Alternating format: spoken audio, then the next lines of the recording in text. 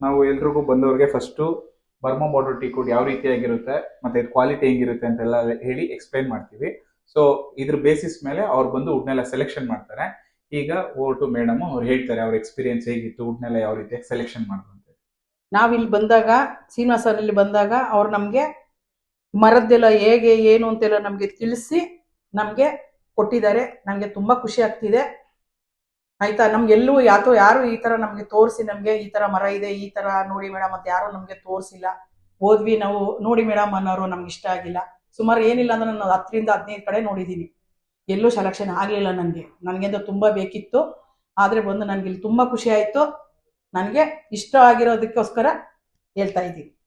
ತುಂಬಾ ಚೆನ್ನಾಗ್ ಅನ್ನಿಸ್ತು. ತುಂಬಾ ಕಡೆ ಎಲ್ಲ ನೋಡಿದ್ವಿ, ನಂಗೆ ಎಲ್ಲೂ ಇಷ್ಟ ಆಗಿಲ್ಲ. ನನ್ಗೆ ಇಲ್ಲಿ ಶ್ರೀನಿವಾಸ ಅವ್ರು ಇಲ್ಲಿ ಬಂದಾಗ ನನಗೆ ಈ ಮರ ತುಂಬಾ ಚೆನ್ನಾಗ್ ಅನ್ನಿಸ್ತು.